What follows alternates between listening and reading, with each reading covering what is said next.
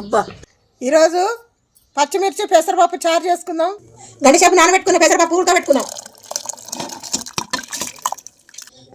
కొంచెం కరివేపాకు, ఒక చెంచా పసుపు, చెంచా నూనె పోసుకోవాలి. దీన్ని ఒక 20 నిమిషాలు ఉడకబెట్టుకోవాలి. ఉడికిన పప్పులో 2 టమాటాలు వేసుకోవాలి. ఉడకబెట్టిన పప్పు రుబ్బుకోవాలి. నూనె పచ్చిమిర్చి వేసుకోవాలి.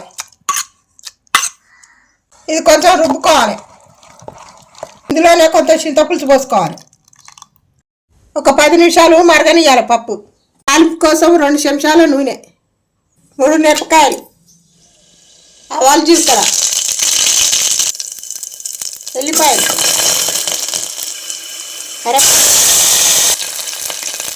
ఇందులోనే ఉడకబెట్టుకున్న పప్పును పోపులో పోసుకోవాలి. పప్పు రెడీ అయిపోయింది.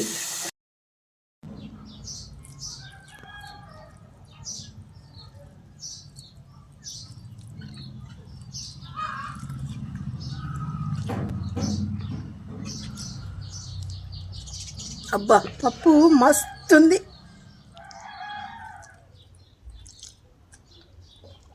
పప్పు మాత్రం సూపర్ ఉంది.